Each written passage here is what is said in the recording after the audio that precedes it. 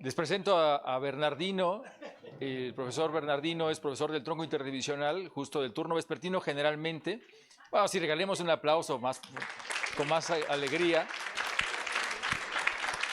Y David es profesor también del tronco interdivisional. Ambos están muy cercanos a la discusión que se hace en comunidades. Y una cosa que es maravillosa, que yo platicaba con Bernardino, es maravillosa, pero al mismo tiempo entristece la manera en que la UAM ha tenido históricamente una cercanía con las comunidades. Esto ha sido un sello distintivo y que con el tiempo, por diferentes razones, hemos ido abandonando. Así que bueno, me parece una gran oportunidad para escuchar tanto a David como a Bernardino y por supuesto y de manera prioritaria a ustedes, que sería lo más atractivo escuchar que ustedes qué piensan sobre los saberes, sobre el territorio, sobre la educación y todo lo que hemos estado desarrollando. Así que bueno, están invitadas e invitados a platicar. ¿Quién quiere arrancar con algunas preguntas, algunas provocaciones? Pues no, miren, yo realmente lo que quisiera es aprender con ustedes y en principio iniciaríamos con el concepto de saberes. Es algo que actualmente se está hablando de diálogo de saberes, ecología de saberes, y realmente habría que ver de qué se está hablando a nivel general. ¿Qué saben ustedes sobre saberes? ¿Qué es eso? ¿Alguno? Por favor. Tienen la palabra también. Somos el tema modular. Ustedes son los protagonistas. Llevan ya, ¿cuántas semanas llevamos? 9 semanas, ya conocen el tema modular. ¿Cómo 7, A ver, no, pues yo. ¿Te volaste 2? No. Él saló 2. Yo no. A ver, allá hay una ¿Tú? mano, a ver. Sí. ¿Por qué no? ¿Por qué no? ¿O a qué te suena saber? A ver, aquí va a hablar. Adelante. ¿Qué entiendes por saber? Pues el conocimiento de alguna disciplina. Conocimiento, alguna disciplina. ¿Alguien más? Saberes. Tú misma que tienes el micrófono así ya no. ¿Sí? ¿Qué entiendes por saber? Pues el conjunto de varias experiencias. ¿Alguien más? Sí, acá. Adelante.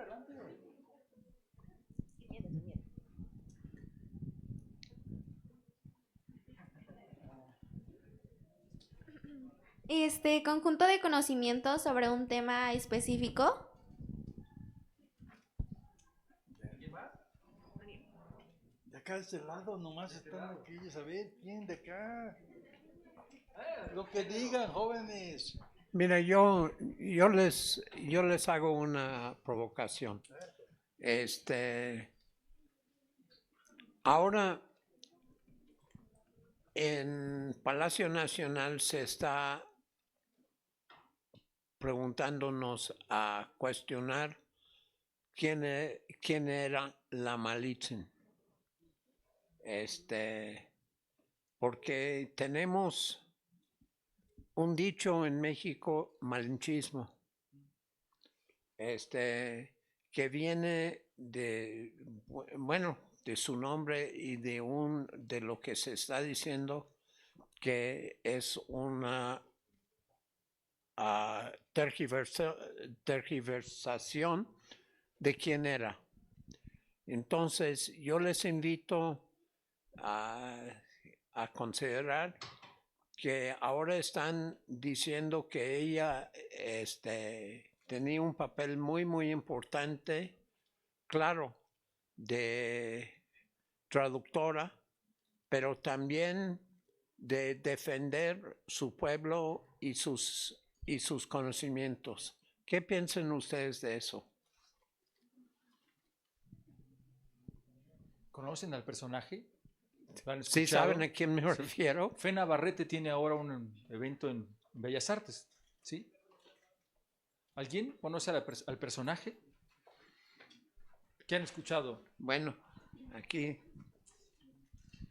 Pues a lo poco que he escuchado, y no sé si está en lo correcto, la Malinche fue la intérprete que cuando Hernán Cortés estuvo aquí en pues México, lo que era, bueno, el área- Mexica, el área mexica, Mesoamérica. Mesoamérica, fue la que le dio la interpretación para poder comunicarse entre los nativos de aquí y pues los españoles, y se da el término malinchista, o lo que yo he escuchado el término malinchista, a las personas que dan fácil, no tienen un sentido de nacionalismo o sentido de patria, sino que prefieren lo extranjero. Bueno, con estas 4 intervenciones podríamos tener un primer acercamiento a saberes. Lo que ustedes dijeron básicamente están hablando de un conocimiento acerca de lo que han aprendido en las escuelas y las universidades. Este otro conocimiento que se pudiera aprender, conocer, es un conocimiento de las comunidades, de los territorios, de los pueblos originarios. Y en un momento dado, de eso tratamos de hablar hoy, los saberes. Los saberes se ligan con conocimientos, pero saber y conocer y creer son 3 conceptos importantes para nosotros que estamos estudiando. No es lo mismo. Pero ya llegó el compañero Paul, ya aquí lo dejamos porque realmente era lo importante, ¿no? Gracias, disculpen.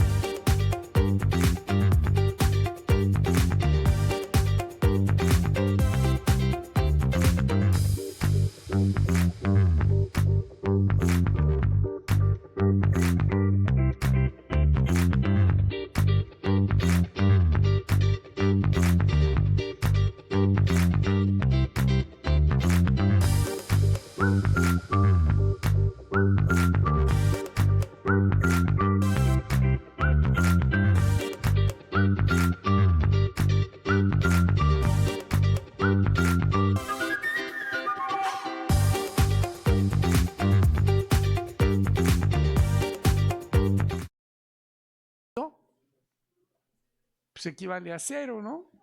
Entonces, pues es como nada, 0 equivale a nada. Pero aquí está nuestro compañero que viene desde el norte de la Argentina. Es Buenas noches. Buenas tardes. José Luis, ¿cómo estás? Hola. Roberto Escorcia, gracias por aceptar. Gracias. es aquí nuestro coordinador. Bueno, ahora sí. En realidad llevamos 3 inicios fantásticos, así que yo estoy muy feliz. Agradezco muchísimo que ustedes están acá. Por supuesto, doy la bienvenida a nuestro profesor amigo que siempre está aquí apoyándonos, a Toño Paoli. Es una alegría total contar con la presencia de Toño, y él tuvo la gentileza de invitar a José Luis Grosso, y esto, pues, por supuesto que me pone doblemente feliz, porque nos permite, les permite, pero digamos que en plural, pues reconocernos como universidad que se conecta con otros espacios. Y bueno, escuchamos a través de Bernardino y de David la idea de los saberes, y esto me parece fantástico. Habíamos iniciado, José Luis, en lo que esperábamos su llegada, a preguntarse qué era eso de los saberes. Y ahorita Toño decía que él sabe que solo no sabe nada. Y yo recordé este programa. ¿Se acuerdas? Este programa tan bonito que había, yo solo sé que no he cenado. Lo llegaban a ver. Era un programa que recorría el país y mostraba los platillos típicos. Y bueno, pues qué alegría, ¿verdad?, que recibir a José Luis. Yo agradezco que estemos acá. Agradezco a las personas que nos visitan de otros espacios. Y bueno, yo le pedí a Toño que sea él quien coordine la visita de José Luis, a quien agradezco muchísimo. Ahora Toño les va a hacer una pequeña reseña. ¿Un PowerPoint? ¿Lo tenemos, Alexis? No. ¿Lo tienes en tu WhatsApp, Toño? Sí. Reenvíamelo, porfis, y así lo ponemos. En lo que presentas a José Luis, lo programamos. Perdón que no. Y nada más te pediría que nos digas. 1900. Ya está. Y entonces nada más le mando. Fíjate en lo último que te envié. Más fallas técnicas, pero esto es así. Grosso. Como son en vivo Ay, nuestros 3, programas qué bueno. jóvenes, no tenemos chance de Entonces, repetir. A Ayer que vimos el Roberto. documental, porque ustedes estaban acá, luego le pedimos a las personas que nos hicieran una pequeña cápsula de presentar su documental sobre Drag King, y lo hicieron 6 veces, 6 tomas, porque no salía algo, se atoraba. Esos son así los en vivo, así que bueno. Ya te Toño, fue listo. enviado. Gracias. Entonces, bienvenido, José Luis. Territorios, Gracias, saberes y comunidades. Toño. Y si tú presentas a José Luis y mientras cargamos la... Bueno, pues Sí. Gracias. siempre las personas sabias, pues es difícil presentar algo porque siempre se queda uno corto, ¿verdad? Y así es el caso de nuestro amigo José Luis Grosso. Él es doctor en antropología social por la Universidad de Brasilia, en Brasil, aunque él es argentino, pero es profesor titular de la Universidad Nacional de Catamarca, Argentina, ¿verdad? Donde ha dirigido el posgrado de la Facultad de Humanidades. Su trabajo académico se centra en las identidades, las hegemonías, las corporalidades y emociones, pero yo diría también la formación de comunidades y el cómo de eso. Cómo volver a la educación de las relaciones interculturales es otra cosa. ¿Qué es eso de la interculturalidad y cómo volver en la educación a eso que ya está ahí, que ya lo tenemos, que ya lo somos, pero que no lo reconocemos, que pareciera ser que fuéramos una unidad cultural en todo y pues al parecer venimos de muchos lugares, ¿no? Desentrañar esto y la idea de que sin solidaridad somos cada vez peores. Y ahora veníamos en este largo trayecto de 2 horas y cachito del centro para acá, de Bellas Artes para acá, hablando de eso. Al alejarnos de la solidaridad, empeoramos nuestra existencia o empobrecemos nuestra existencia, ¿no? En fin, esta es una breve presentación de José Luis Grosso, que ahora se queda con ustedes.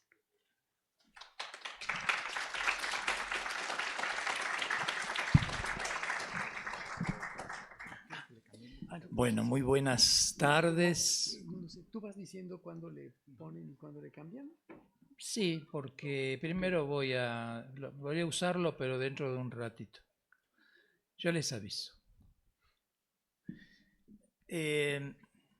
Bueno, muchas gracias. Gracias por este maravilloso auditorio. Disculpen que he llegado tarde. El tráfico acá en México es terrible. No estoy acostumbrado a tanto tráfico. Muchas gracias, Antonio, por facilitar este encuentro. El tema es saberes comunitarios, territorios y educación. Y en realidad tengo que hablar de esto junto a 2 compañeros que saben mucho más que yo de esto, como es mi querido Antonio Paoli y mi querido David Barkin. Entonces, deberían ser ellos los que hablen antes que yo, para que yo pueda decir algo apenas. Quiero comenzar, como suelo hacerlo. Mi nombre familiar y social es José Luis Grosso, pero mi nombre territorial es Guairapunku, que en quechua significa puerta del viento. Y como siempre hago, para que lo que diga tenga algún sentido, pido permiso. Pido permiso a las fuerzas territoriales de la Náhuac, de Xochimilco, a las fuerzas territoriales de Tlaloc, de la Protectora del Agua, y de Ejecatl, ya que soy Guairapunku, me tiene que dar permiso Ejecatl, Señor del viento, del aliento y del soplo. Y así quiero comenzar, con el soplo, el aliento.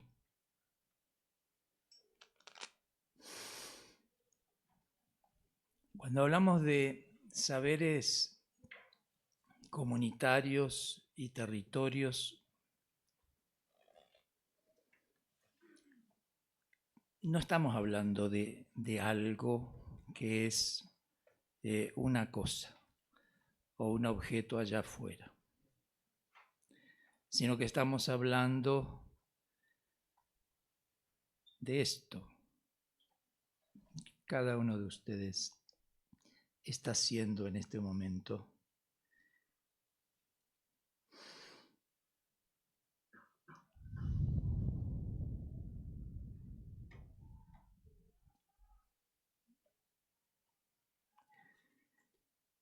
Les quiero hablar del sentipensar del don.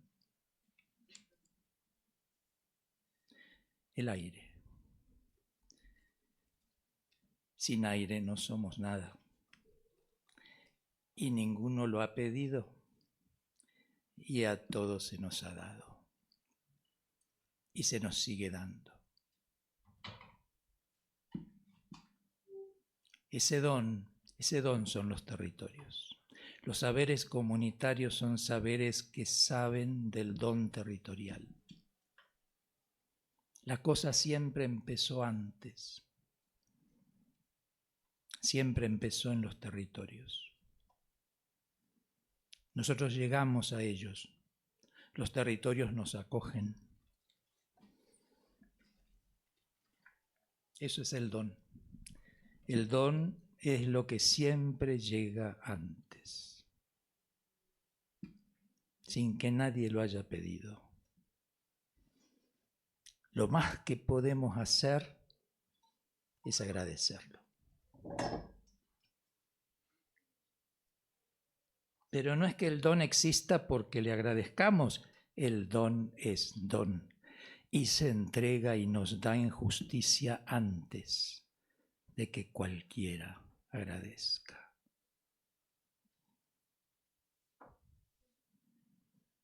Así son nuestros territorios y los saberes comunitarios de los territorios. Lo mismo pasa con el agua, que lamentablemente la tenemos en plástico, pero es agua. El plástico no le quita la dignidad al agua, pero de alguna manera nos enferma y enferma el agua, el plástico. Pero aquí está el agua.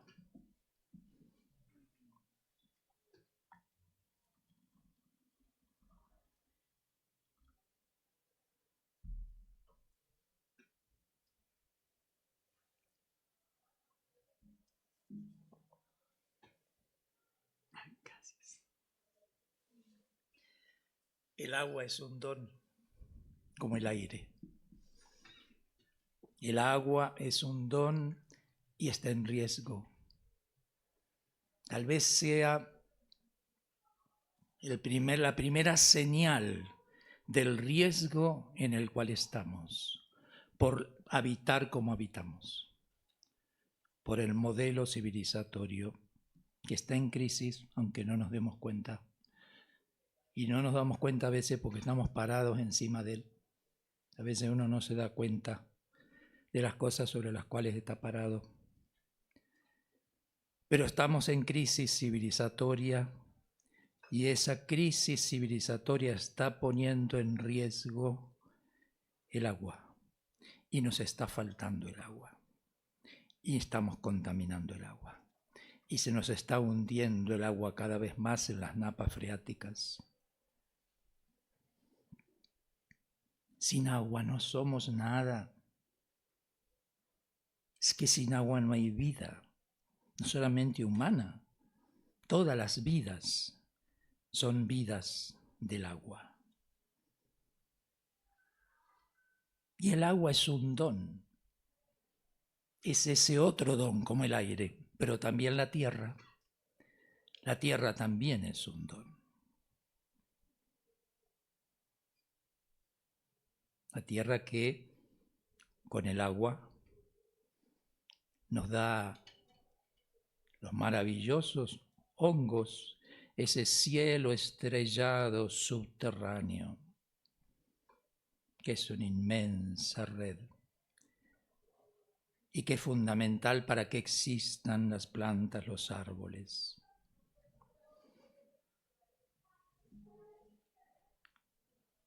Los cultivos y las plantas silvestres, los frutos silvestres y los frutos, los granos, las semillas cultivados. Son dones territoriales. Los saberes comunitarios saben porque saben de dones territoriales. Una comunidad se hace fuerte y se fortalece en la medida en que cuida, protege, agradece estos dones. Porque sin estos dones, y son estos dones los que están en riesgo, la tierra está en riesgo, la tierra con tanto agrotóxico, con tanta monocultivo, con tanta intervención genética para una producción muchísimo mayor.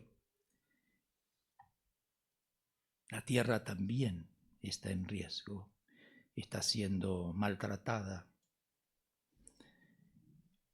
Hablar de saberes comunitarios y territorios es hablar de estos dones territoriales que están siendo agredidos por la manera como habitamos, por nuestra manera de habitar, por este modelo civilizatorio, por estas políticas del desarrollo y por esta lógica del capital que chupa, exprime, te saca a nuestros territorios en un extractivismo feroz, cada vez más creciente y acelerado. Hay saberes comunitarios allí donde se agradece el don, se cuida la tierra, se cuida el agua, se cuidan las semillas. Se cultiva de otra manera. Y ahí hay educación. Aunque no esté la universidad o la escuela, ahí hay ya educación. Porque nuestras comunidades han existido y han tejido esas redes y han habitado de esa otra manera nuestros territorios. Y han enseñado a vivir de esa manera, generación tras generación, en una relación con esos otros no humanos, con el cerro, con la lluvia que se hace río, el agua que sale del ojo de agua, los árboles, los animales silvestres y criados, domésticos. Han enseñado a vivir, a habitar de esa manera. Eso es educación, sino que, ¿qué es educación? La pregunta sería si nuestra educación, la educación que entendemos normalmente como educación, esta educación del Estado-Nación, esta educación que se riega capilarmente en nuestros territorios, en escuelas, que sobre todo en las ciudades y en las ciudades un poquito más grandes, imparte educación secundaria y que ya en las más grandes ciudades se vuelve universidades, centros de investigación. La cuestión es si esta educación, ¿qué sabe esta educación de esta educación de los saberes comunitarios y los territorios? Todos nosotros, todos los que estamos aquí, hemos pasado por esa escuela primaria, escuela secundaria, y ahora la mayoría de ustedes están en la escuela universitaria, en la formación universitaria.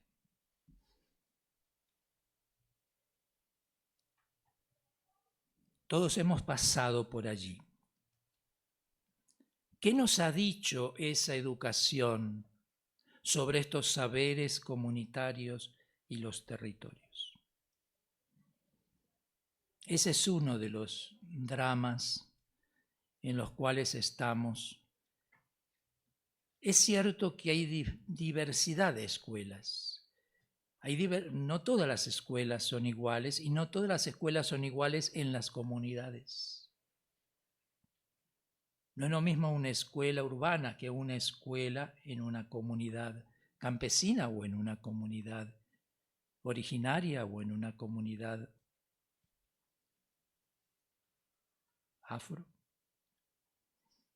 afrodescendiente o afromestiza. No es lo mismo, la diversidad de escuelas es muy grande y por lo tanto la manera como las comunidades se relacionan con la escuela también es diferente. Pero ha sido muy común el hecho de que esa escuela, ese colegio, esa universidad viva de espaldas a los saberes comunitarios y a los territorios, y que forme en el desequilibrio civilizatorio, y que formando en el desequilibrio civilizatorio forme en el desarraigo. Que la escuela nos haya formado y en esa formación nos haya sacado los pies del territorio y tal vez nos haya llenado la cabeza de conocimiento.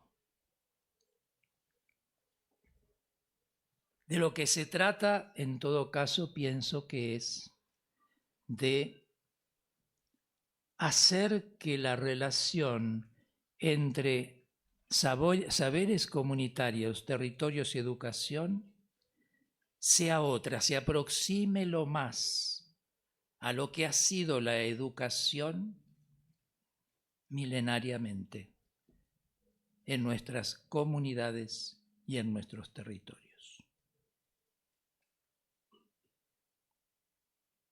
Para habitar de otra manera, porque en verdad es cierto que necesitamos todavía una revolución social, una revolución histórica en relación con la terrible y creciente desigualdad.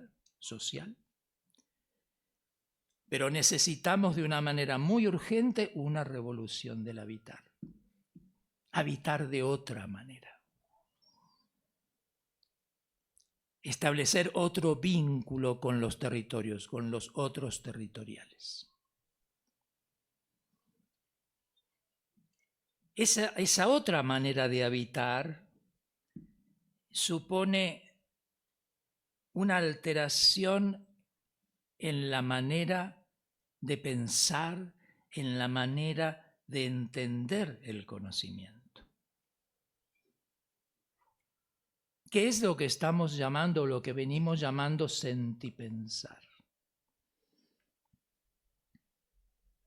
El problema con las palabritas de moda es que a veces la incorporamos fácilmente y que seguimos haciendo lo mismo y seguimos pensando de la misma manera, pero con una palabrita nueva. Entonces la palabrita nueva es como que nos da cierta tranquilidad o, digamos, estado, digamos, de actualidad, como para que nos sintamos renovados o nos sintamos que estamos...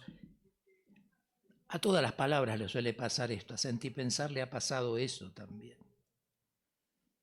Yo me acuerdo que cuando hace unos años empezó a circular esto del sentipensar, era una cosa casi instantánea, de una reunión a otra, o de una sesión de trabajo a otra, ¿no? O de un congreso a otro, o de una... Todo el mundo estaba sentipensando. Había sido fácil, ¿no? Porque de repente, diríamos, empezó, diríamos, a decir, sí, porque el sentipensar. Pero como una cosa mágica, así medio sin mucho esfuerzo y sin mucha... La magia de la palabra nueva que pareciera ser que porque se diga sentipensar ya estamos pensando de otra manera. Pero sentipensar es, fíjense que sentipensar es una palabra que viene de los saberes comunitarios y de los territorios. Porque no es de Falborda, ¿eh? Es decir, todo el mundo dice sentipensar y lo relaciona con Orlando Falborda, el sociólogo colombiano. Claro, porque él fue el que lo registró y el que lo empezó, diríamos, a promover como una alteración epistémica, como una alteración en la manera de pensar, en el elemento del pensar. Pero no lo inventó él, se lo dijeron los pescadores de San Martín la Loba, en la cuenca del río Magdalena. Cuando él andaba por allá por la década del 50 y del 60, haciendo sus trabajos ahí de campo, en una de esas reuniones, asambleas comunitarias, unos pescadores de ahí, San Martín de la Loba, le dijeron, es que nosotros no pensamos, nosotros sentipensamos. Claro, él le quedó grabado eso. Quedó, y entonces él lo... Pero sentipensar es algo que viene de saberes comunitarios y territorios, de una escuela, de una educación que es popular, que es territorial, que es mucho más antigua que la educación formal del Estado-Nación.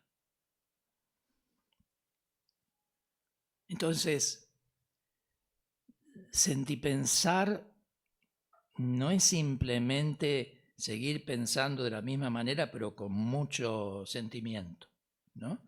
Digo, como poniéndole el corazón. No. Sentipensar es pensar desde otro lugar que el pensamiento metafísico, conceptual, que siempre lo deja abajo, como algo que no alcanza, como algo insuficiente a lo sensible. Eso es la metafísica. La metafísica platónica, la metafísica occidental, la metafísica que ha sido la tradición de pensamiento de Occidente, del modelo civilizatorio, la metafísica del pensamiento moderno, de la ciencia moderna, la metafísica que se enseña desde las escuelas hasta las universidades. Esa metafísica dice, lo sensible hasta por ahí no más, tal vez como entrada y como primer camino. Pero para que pueda haber conocimiento, tiene que trascenderse lo sensible hacia las ideas, hacia ese lenguaje que habla las ideas, que es el lenguaje conceptual. Sentipensar es otro pensar. Es un pensar que guarda una relación con lo sensible diferente, que piensa que en lo sensible hay sentido, y en lo sensible hay sentido porque lo más importante de la relación territorial con los otros territoriales son los afectos. Hay una relación de afecto en lo territorial. Lo territorial no es el mapa, ¿eh?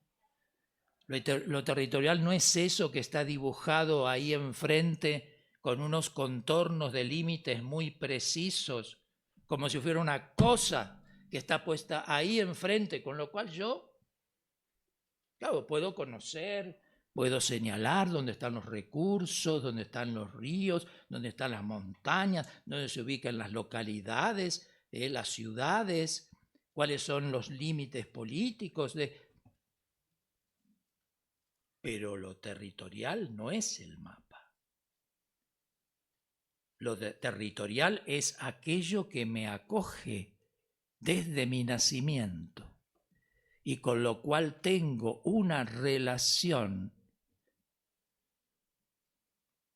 de un don que agradezco por el aire, por el agua, por la tierra, por el clima, por los otros seres vivos, aquello que me sostiene en la vida, porque lo que nos sostiene en la vida no es el desarrollo sostenible. No hay nadie que pueda arrogarse megalómanamente, yo diría, por argentino que se quiera. Nadie puede arrogarse el sostener la vida, porque lo que sostiene la vida son los territorios. Y una comunidad que sabe es una comunidad que sabe esto primordialmente. Y por eso cuida el agua, por eso cuida el aire, por eso cuida la tierra, por eso cuida las semillas, por eso cuida la agricultura, cuida la comida. Cuida lo que come, es fundamental lo que comemos. Lo que comemos nos puede dar salud o nos puede enfermar. Y como nos hemos alejado tanto de estos saberes comunitarios y de estos territorios, como nos hemos distanciado tanto, ya ni sabemos lo que comemos. Comemos lo que hay. Comemos lo que se compra. Comemos lo de la góndola del supermercado o lo del estante de la tienda.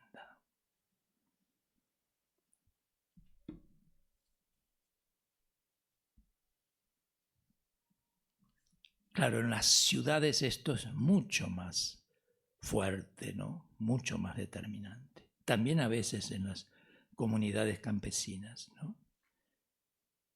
Pero en las comunidades campesinas hay como una mayor proximidad, tal vez por la intemperie, con esta posibilidad de retomar esta relación territorial, de gratitud, de respeto. Eso es conocimiento, eso es saber. El respeto es saber. El conocimiento tiene que ver con la manera como habitamos. El conocimiento no es una cantidad de ideas metidas en la cabeza. Si el conocimiento no es que podamos repetir lo que dijo tal, lo que dijo tal, lo que dijo tal, lo que dijo tal.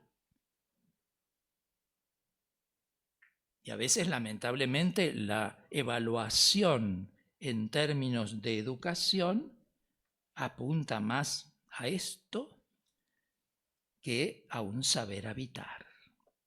Pues la educación en los territorios y en los saberes comunitarios es saber habitar. Es un saber habitar. En una relación de pertenencia mutua, en una relación de un vínculo, que es un vínculo que nos sostiene. El vínculo nos sostiene, ¿eh? No es el dinero, no es la cantidad de plata que tengamos. Lo que nos sostiene es el vínculo, ese vínculo territorial con los otros no humanos y entre los humanos. Quisiera ahora que pusiéramos alguna diapositiva, porque tengo ahí unas citas. Ah, ya están. No sabía. Ah, gracias, no había mirado para ahí, estaba mirándolos a ellos. Voy a avanzar un poquito y les voy a dar la palabra, porque lo que quiero es más que sea una conversación, ¿no es cierto? Pensar y sentir se vuelven inseparables, un sentipensar. ¿Eh?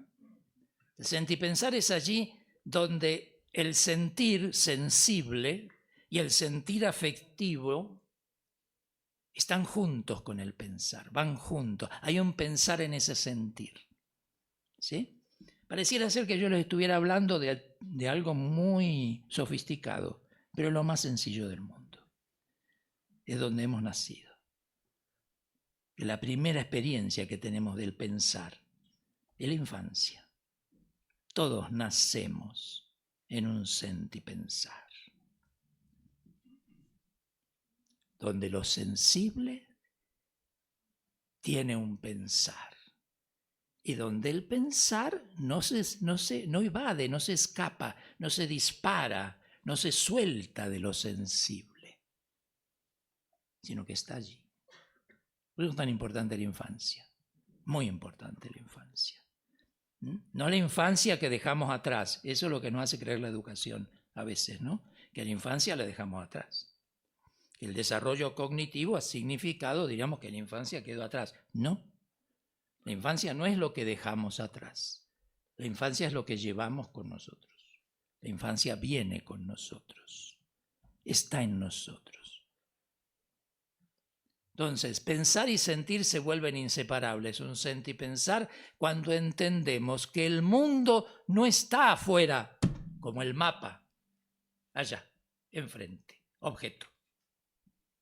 Cuando entendemos que el mundo no está afuera, sino latiendo en nosotros, que nosotros estamos en el mundo como cuerpos entre cuerpos, humanos, no humanos.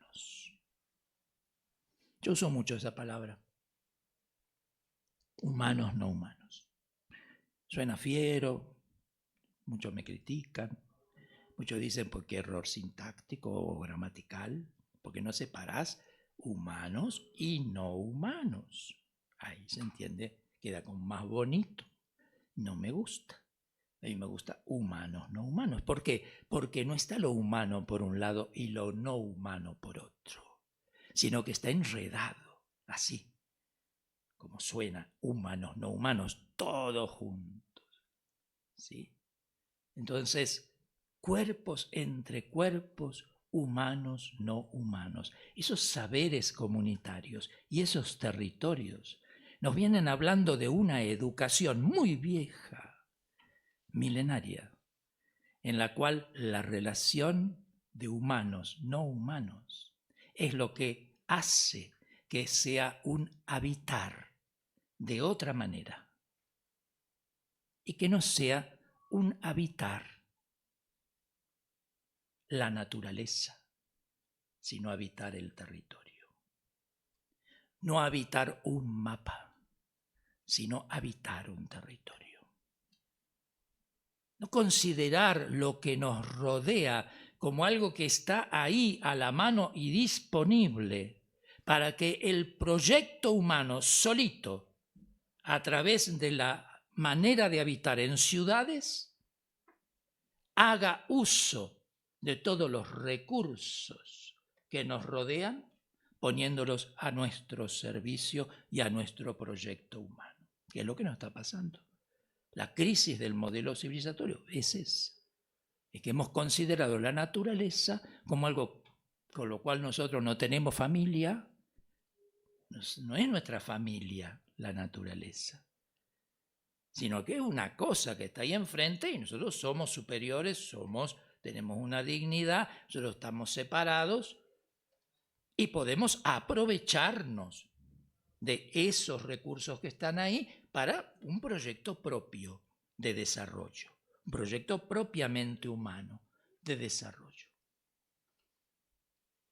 Tal es así que ahora, ¿no? Actualmente, cuando ya se piensa que tal vez el planeta no alcance para este proyecto humano de desarrollo, porque se produce una devastación territorial creciente y se piensa, y bueno, tal vez dentro de algunos años, algunos datos científicos dicen 50 años, ahora algunos dicen no va a ser 50, va a ser 40, y otros dicen no va a ser 40, va a ser 30, y otros dicen no va a ser 30, va a ser 20, y otros dicen no, va a ser 5.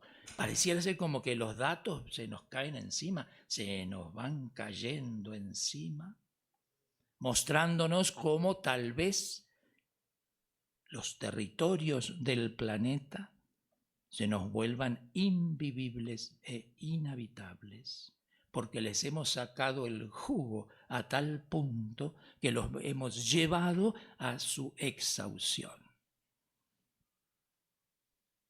Tan exhaustos. Y entonces ese proyecto civilizatorio dice, y bueno, tal vez cuando el planeta no nos alcance, pues vamos a tener que buscar otro. Y ya existe en la seriedad de la investigación científica la manera de poder garantizar que se pueda terraquizar la Luna, o terraquizar Marte, o terraquizar un exoplaneta, porque aquí, ¿qué habrá quedado aquí? Y a lo mejor el planeta se nos vuelve un mar muerto de paneles solares para generar energía. Y lo cubrimos al planeta Tierra de paneles solares para poder sacar energía, pero para poder terrificar otro planeta. Fíjense la locura de este proyecto humano, ¿no? Fíjense ustedes el descuido, el desconocimiento, la ignorancia y el desafecto, el desarraigo, la falta de pertenencia territorial, la falta de cariño territorial.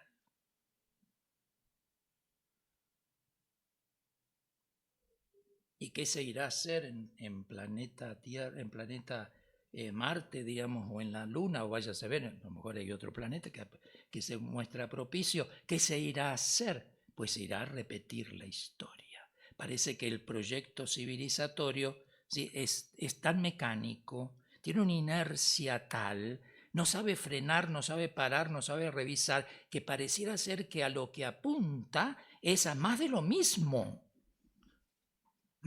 Como las transiciones energéticas.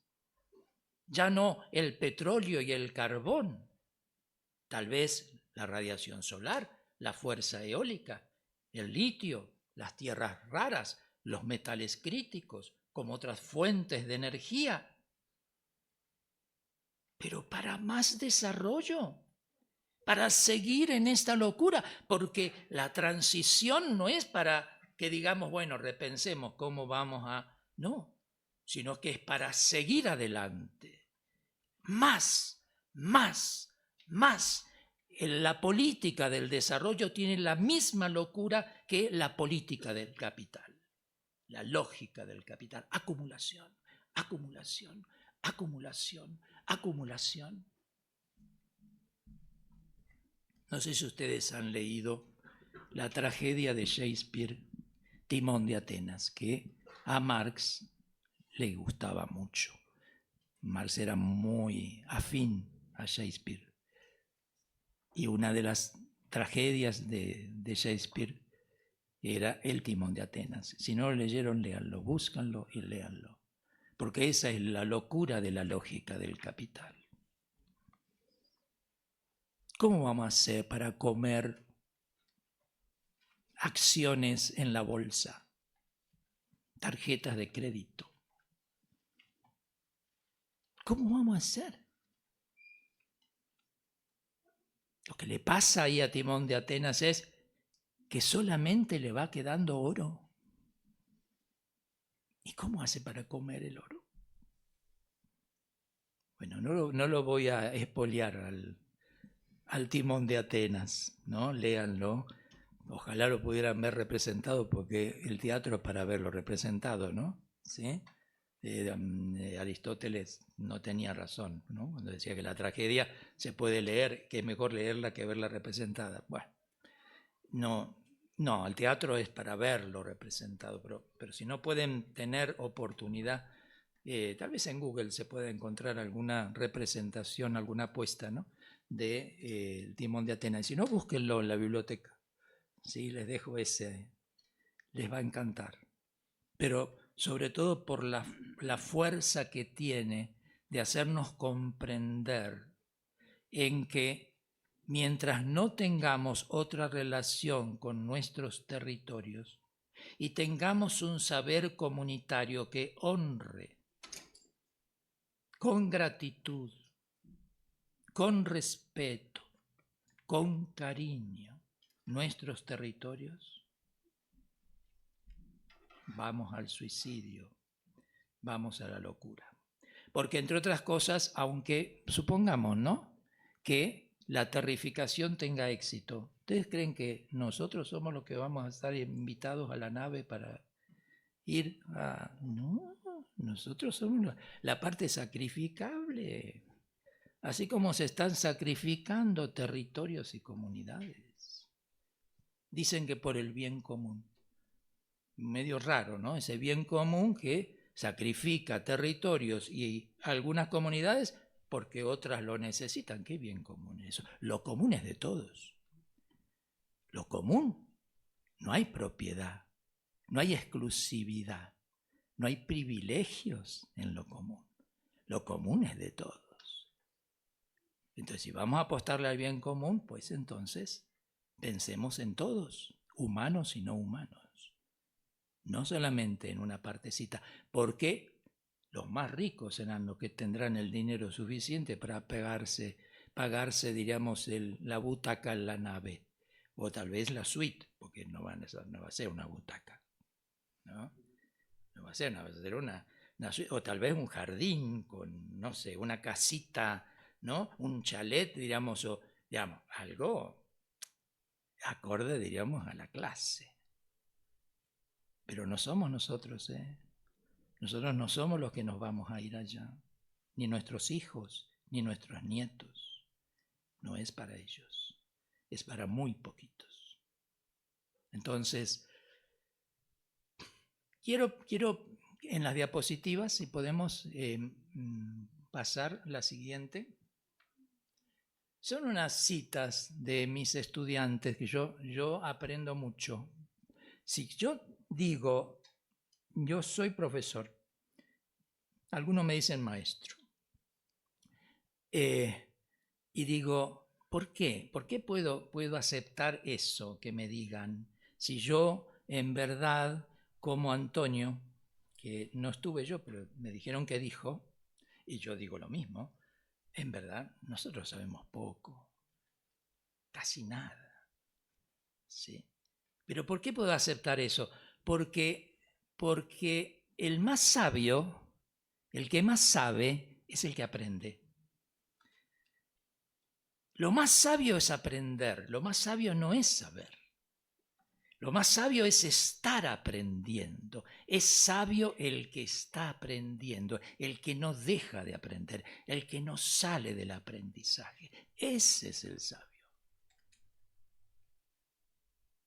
Entonces yo aprendo mucho de mis estudiantes. Este es un estudiante mío de este año, de un seminario de filosofía ambiental que yo he dado en la Universidad de Catamarca, y Facundo Robledo, en uno de sus trabajos, en el trabajo final, digamos, de ese seminario, él cuenta ahí cómo él salió de su infancia en Pomancillo. Pomancillo es una zona rural muy cercana a Catamarca, a orillas del río del Valle, una zona netamente rural.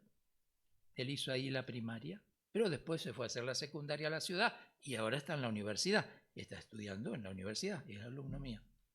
Y decía Facundo, a raíz del seminario que desarrollamos este año, decía Facundo, ahora me doy cuenta de que aquello que yo tuve como experiencia en la infancia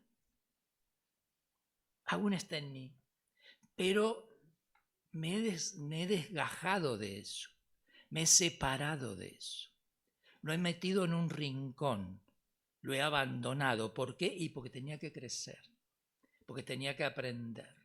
Me sacó de esa relación con los pájaros, con el río, con el amanecer, con la luna, con las estrellas. Me sacó mi proceso de formación, mi traslado a la ciudad, me sacó de allí. Y entonces escribe en una parte eso.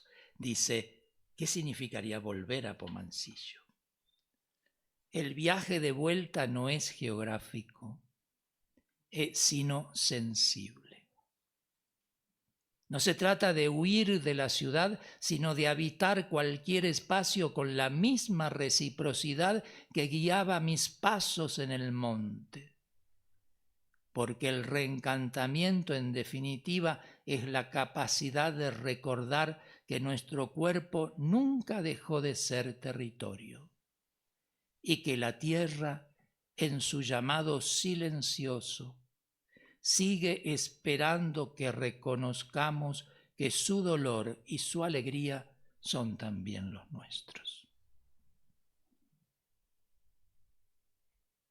¡Qué maravilla! ¿Cómo no va a ser Facundo mi maestro? ¿Cómo no voy a sentir que estoy aprendiendo? Sigamos.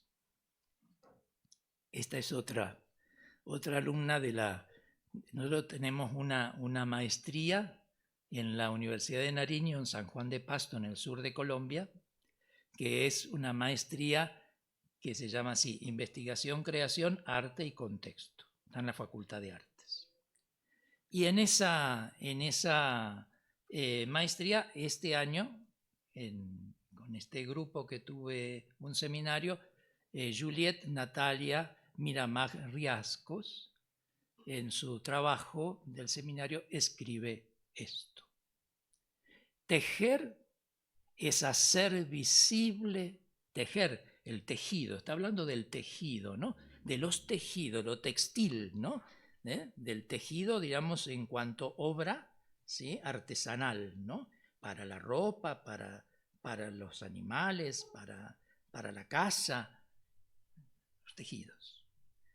Tejer es hacer visible la red invisible que nos une. Al final comprendo que no hay fronteras claras entre la piedra, el hilo y el cuerpo. Todo está tejido por hilos invisibles que nos recorren sin que podamos verlos. ¡Qué extraordinario!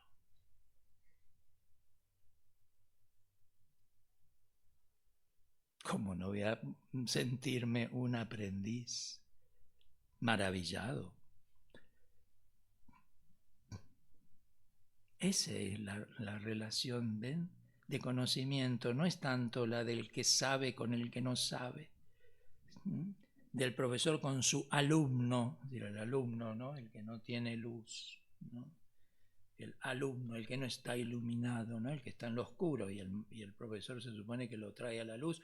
Miren, semejante luz que me vino encima, semejante luz ante la cual uno es en todo caso el que aflora desde lo oscuro. Una siguiente.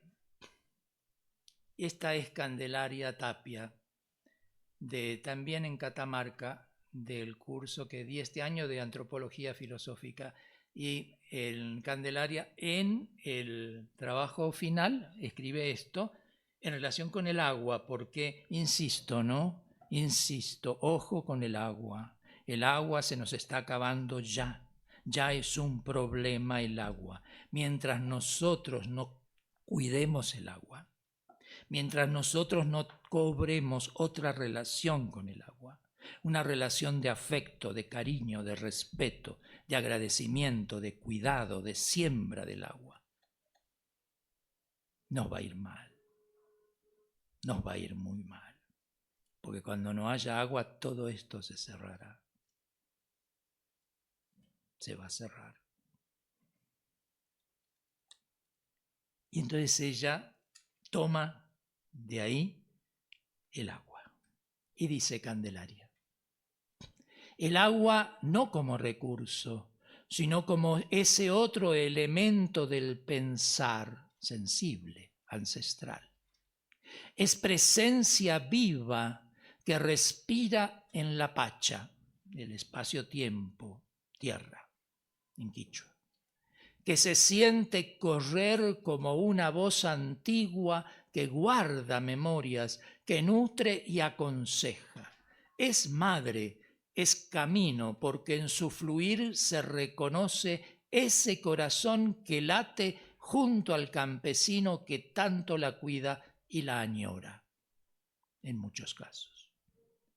El agua acompaña, enseña a ser escuchada desde la lluvia y su correr por el río. Enseña el habitar, a escuchar estos otros elementos del pensar que también habitan en la tierra y deben ser escuchados porque así como la piedra, una de las lenguas más viejas y sabias que parecen ser las mudas, el agua también tiene su lenguaje sensible, pero solo hay que aprender a hablar con ella. Bueno, quiero escucharlos ahora a ustedes para seguir aprendiendo.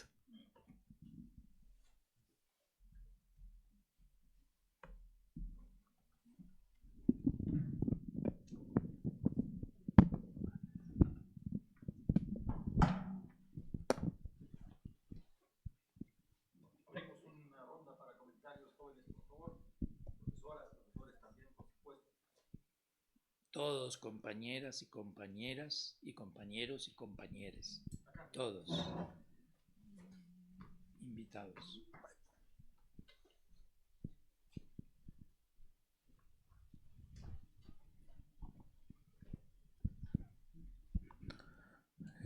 Buenas tardes. Quisiera preguntarle, a partir de esta idea que menciona sobre que el conocimiento está situado, ¿usted cree que la información que se obtiene en las universidades en materia de investigación tenga relación con estos conocimientos territoriales? Es decir, que a partir de sus contextos en sus lugares puedan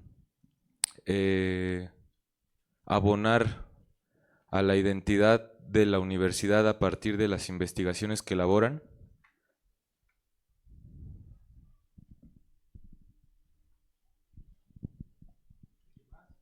dicen el nombre, también. Marco. Gracias, Marco. Hagamos una ronda, pues si no voy a terminar hablando yo solo de vuelta. Hagamos una ronda de 5 o 6 intervenciones y después retomamos.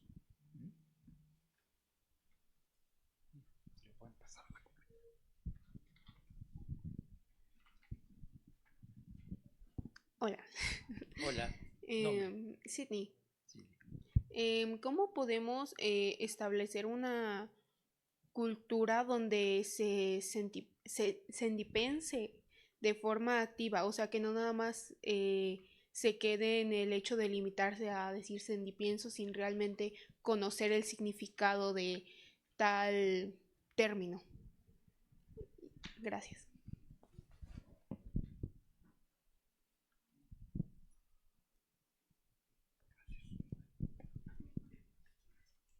¿Alguna otra pregunta, intervención? ¿No?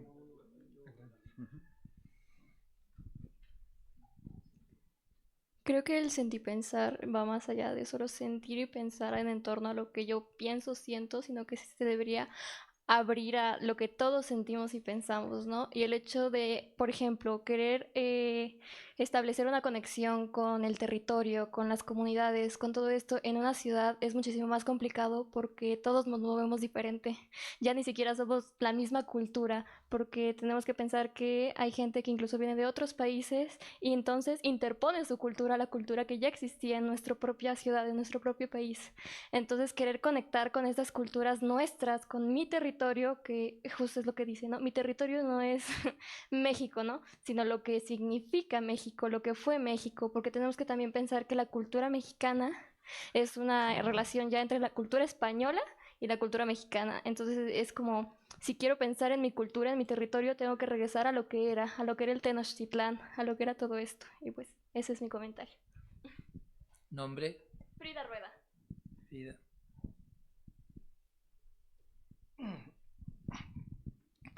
Bueno, jóvenes, habíamos empezado y creo que lo que plantea el compañero es importante para regresar a aprender, a conocer los saberes de los pueblos originarios de este país.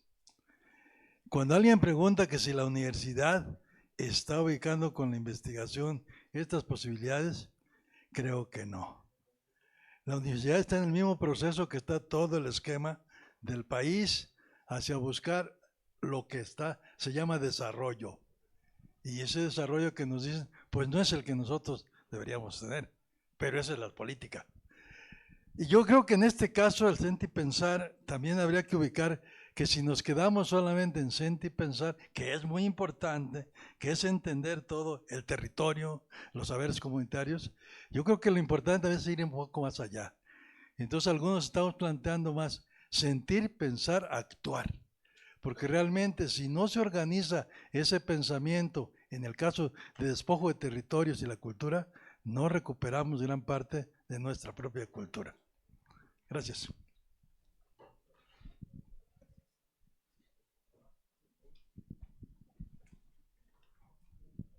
Hola, mucho gusto, me llamo Mar. Bueno, mi pregunta sería que de qué manera usted podría fomentar sí, bueno, más que nada fomentar, por ejemplo, no todas las personas tienen la capacidad de, por ejemplo, escucharlo a usted, porque tienen diferentes circunstancias a las de nosotros. Entonces, mi pregunta es de qué manera podría fomentar usted que las demás personas, que obviamente no vienen a la universidad o que no tienen las posibilidades de entrar a una universidad,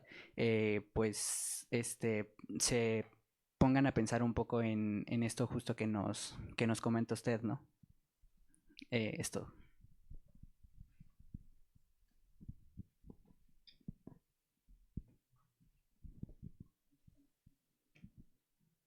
¿Alguien más que guste participar? Bueno, sí, hagamos una rueda aquí.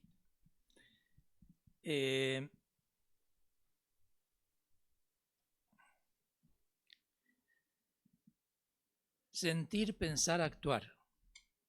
Es que en el sentir, pensar hay actuar, no es que no hay actuar. los pescadores de San Martín de la Loba no eran puramente contemplativos. Ellos tenían una relación muy entrañable con el río. Tienen. Y pescan. Pescar es hacer. Y hacer para poder alimentarse, para la vida. El sentipensar no es una... en primer lugar, no es algo sobre lo cual tengamos que comprender su significado, porque no es algo a entender intelectualmente. El sentipensar es una manera de estar en el mundo, es una manera de habitar, ¿sí? Entonces, y habitar habitar es cultivar, habitar es hacer llegar el agua, habitar es cotidianamente hacer que la vivienda se sostenga, hacer que la familia tenga para alimentarse, es hacer caminos, es viajar, es encontrarse con otros. Es decir, habitar no es, digamos, una... Entonces, claro, sentipensar nos puede, como tenemos a veces una idea del pensar como muy contemplativa, ¿no? Es decir, como muy quieta, ¿sí? Como que solamente pensamos con los ojos cerrados y cuando no estamos haciendo nada, ¿sí? No, el sentipensar es una manera de relación territorial con los otros no humanos, en las cuales se desarrollan una serie de acciones, hay un hacer, pero es un hacer que respeta, que cuida, que agradece, que pide permiso. Cosas que hemos abandonado porque estamos acostumbrados a que si queremos arroz vamos a la tienda. Y si queremos una Coca-Cola, vamos al supermercado. Y si queremos agua, abrimos la canilla. La llave. No sé cómo le dicen aquí. A la canilla. La llave. ¿Sí? ¿Ven? ¿Ven cómo se empobreció? Se empobreció. Es decir, creemos que en realidad vivimos usando cosas, ¿sí? Y lo importante está en otro lado. Lo importante no está en el arroz. Lo importante no está en la tierra que da el arroz. Lo importante no está en el agua y la tierra que dan el arroz. Lo importante no está en el agua envenenada en la Coca-Cola. Porque es agua. Sigue siendo agua. Así como sigue siendo agua el mar envenenado de plástico. Sigue siendo agua. Pero es agua envenenada. Entonces, se ha empobrecido de afectos, de cariño, de respeto, de cuidado. Nuestra vida. Y el sentipensar es eso. Es el habitar con esa otra manera. Uno dice sentipensar. Sentipensar, decían los pescadores de San Martín la Loba. En el ámbito académico o en el ámbito, digamos, del pensamiento crítico, suele haber una cierta manía de que toma un término de un lugar y lo generaliza. Entonces ya el sentipensar no es el de los pescadores de San Martín la Loba, sino que pareciera ser que es el de todos. Y tal vez en ellos es sentipensar y en las distintas comunidades se expresa de otra manera y toma otras formas, porque no todo es lo mismo. No todo habitar es lo mismo. No es lo mismo habitar el cerro que habitar el valle, que habitar el desierto o una zona desértica, que habitar junto al mar. Pero no todos los que habitan junto al mar habitan de la misma manera. Eso va tomando en lo sensible. Es muy importante lo sensible. Yo ahora no me puedo extender en esto. Tal vez habría que dar todo un seminario en torno de la cuestión de lo sensible, porque Porque lo sensible es infinito. Lo sensible es el contacto, es el estar los cuerpos junto a otros cuerpos, humanos, no humanos, tocándose y haciendo distintos registros sensibles. Ahí hay un pensar, ahí hay un pensar sensible. Entonces, pero de esa manera se habita, es decir, no es que ahí falte el actuar. Ahí el pensar no es un pensar contemplativo, sino que es un pensar en medio de la acción. Lo que yo he llamado semiopraxis. Un pensar que está en medio de la acción. Un pensar, un sentido en el hacer, que está ahí en el hacer. Y que a lo mejor no encuentra una enunciación lingüística. A lo mejor no se lo dice diciendo su significado. Pero eso no significa que no esté, que no haya ahí un pensar. Pero es un pensar que va por otro lado que todo el pensar académico, que todo el pensar en el cual hemos sido formados. Hay veces en que un profesor en un examen final de una materia le dice al estudiante, ahí falta conceptualización. Ahí lo que no hay es pensamiento. Hay pura narración. Pero en la narración hay mucho pensamiento. El narrar es un pensar. Hay mucho pensar en el narrar. Pero claro, el profesor está planteado desde una concepción del conocimiento, que es un conocimiento conceptual metafísico, que todo lo sensible debe quedar ahí abajo para ser trascendido por el otorgamiento de sentido del concepto, de las ideas. Eso es un régimen de conocimiento, en el cual el profesor en ese momento está preso. Está preso. Y al estar preso está empobrecido en su libertad. No se da cuenta que hay más pensar, que el pensar tiene muchas formas, circula en muchos elementos del pensar, y que lo sensible en la narración es un pensar. Hay pensar allí. Entonces, eso por un lado con respecto a lo del sentipensar. Alguien planteó el tema de la ciudad, que es dramático. Es dramático el tema de la ciudad, ¿no? Es decir, yo digo, yo he venido trabajando hace muchos años atrás en torno de lo popular, intercultural, ¿no? En lo barrial, como un entresijo popular, intercultural, donde hay un cruce de tradiciones, ¿no? Y hay una manera de habitar la ciudad, es otra ciudad la que se habita barrialmente. Y ahí se generan unas redes de solidaridad, de afectos, de aprendizajes, de resistencias. Pero es problemático de lo de la ciudad mirado desde la crisis civilizatoria. Digamos, desde lo que se viene que ya está, pero que se viene la crisis civilizatoria.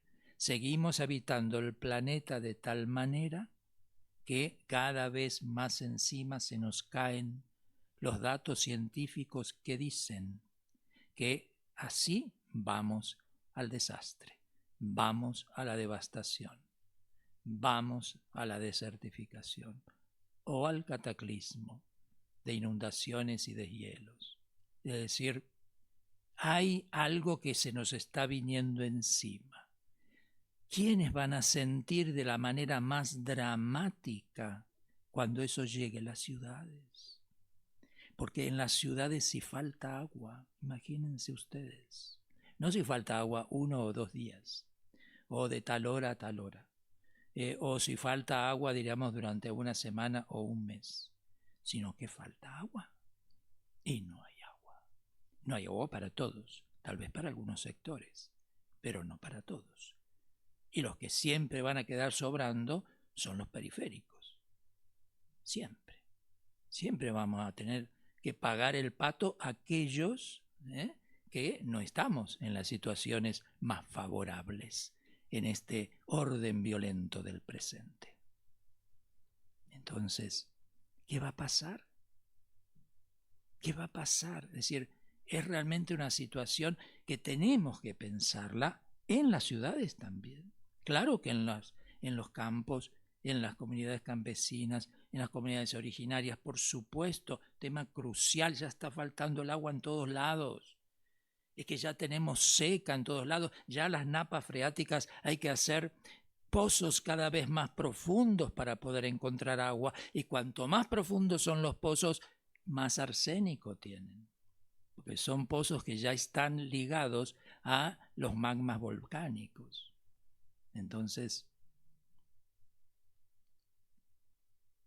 todos tenemos el punto crucial, urgente del agua, pero en las ciudades. Ustedes tienen que plantearse aquí. Ustedes son estudiantes universitarios que están estudiando en la ciudad, porque las universidades están normalmente en las ciudades. Tal vez muchos de ustedes vienen de comunidades. Muchos. O sus padres, o sus abuelos. Ahí hay, digamos, una presencia familiar, en la narración familiar, en la narrativa familiar de esa relación con estas comunidades. Pero estamos en las ciudades, habitamos las ciudades, están viviendo en algún barrio. Tenemos que pensar esto. Si la universidad no nos ayuda a pensarlo, comete un error grave. Es un error muy grave hoy no pensar esta otra manera de habitar y esta relación de cuidado, de respeto, de agradecimiento con el agua. Y entonces tenemos que plantearnos, qué bueno que sería que una tesis de ustedes, universitaria, o un trabajo final, ¿sí?, de licenciatura, ¿sí?, fuera en el barrio en que ustedes viven como una especie de recorrido del agua, de situación del agua, junto con los vecinos, salir a caminar el territorio y buscar el agua y tratar de cuidarla, y que la lluvia no sea solamente lluvia que se nos va, sino guardar la lluvia. ¿Cómo hacemos para guardar el agua de lluvia? Porque el agua de lluvia es un agua que a nosotros nos serviría mucho para poder sobrevivir en situaciones de... En gran medida a veces nos quedamos sin agua en las ciudades porque no guardamos el agua de lluvia. No tenemos dónde guardarla. Fíjense qué tontería, ¿no? Porque en realidad no es algo tan complicado. No es algo tan complicado. Pero podríamos guardar agua de lluvia y ahí no nos quedaríamos en todo caso sin agua. Cuando falta el agua. Pero cuando falta el agua en serio, entonces eso tienen que pensarlo ustedes. Ojalá hubiera muchas trabajos finales de licenciatura o tesis, diríamos, en sus carreras de posgrado sobre el tema del agua en las ciudades, en el barrio, en mi barrio, en el barrio donde yo estoy, donde yo habito. Y que para hacer ese trabajo de investigación, estoy respondiendo a la pregunta de investigación. Estoy respondiendo a la pregunta de Marco. ¿No es cierto? Sobre la investigación. Para esa investigación nos tocaría caminar, andar, los piecitos, mover los piecitos, andar de aquí para allá, que es algo muy importante, porque los territorios se quieren cuando se los recorre, cuando se los camina. Los territorios se los camina. Los territorios no se los habita ahí sentado y encerrado entre cuatro paredes. Los territorios se los reconoce, se los quiere, se los aprecia, se los escucha en la intemperie, cuando uno sale a caminar. Y bueno, salir a caminar también en la ciudad, también en el barrio, porque de cualquier manera ahí debajo del asfalto hay tierra. Sí, debajo de la tierra debe haber agua. No sé a qué profundidad. Pero también cae agua de lluvia. ¿Sí? Y también hay sol y hay luna. Y hay estrellas, a pesar de que la ciudad con su luz y su luz y su luz las ha tapado. y ya no vemos las estrellas. Ya vivimos de espaldas a las estrellas. Qué cosa tan terrible, porque no hay contradicción mayor con los saberes comunitarios y los territorios, porque los saberes comunitarios y los territorios milenariamente han sido astronómicos. Han estado siguiendo las estrellas y nosotros en la ciudad vivimos sin estrellas. La luz nos la tapa, ni idea tenemos, ni la menor idea. Y así también desconocemos al sol y desconocemos a la luna. Los saberes calendáricos son saberes comunitarios muy importantes, muy importantes. ¿Cómo hacemos para volver a habitar de otra manera? Busquen al sol, sigan, no importa que estén en un barrio, que les tapen los edificios o que les tape la contaminación o que los tape la luz de la ciudad.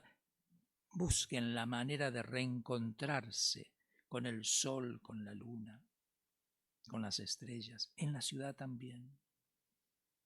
Porque ahí está el futuro.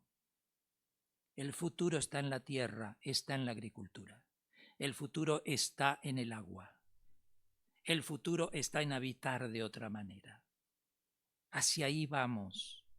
Hacia ahí estamos yendo. No importa que estemos en la ciudad.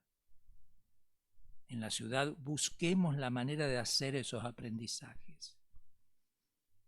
Y si alguno se quiere, en todo caso, apartarse un poquito de la ciudad con un poquito de tierra, no lo viva eso como un atraso.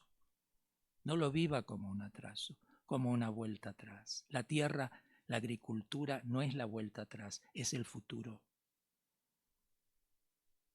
Está yendo adelante, no está volviendo atrás, está yendo adelante. Y si quiere volver al pueblo de sus padres o de sus abuelos, o quiere volver a su comunidad porque de ahí vino, no lo viva como un atraso, porque no es un atraso, es el futuro está ahí.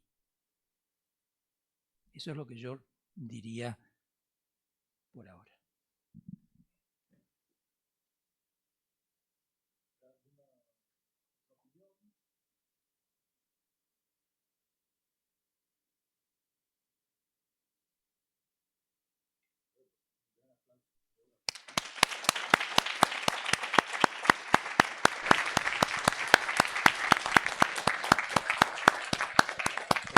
Un aplauso, por supuesto, muchas gracias. Ojalá que no sea la última vez que nos acompañes y pues Toño, por supuesto, agradecer a ustedes y bueno, pues linda tarde, hace bastante frío, así que abríguense al salir porque está muy fresco. Muchísimas gracias y la UAM, Casa Abierta al Tiempo, espera encontrarte muchas otras veces. Gracias. Muchas gracias, muy amable. Gracias a todos.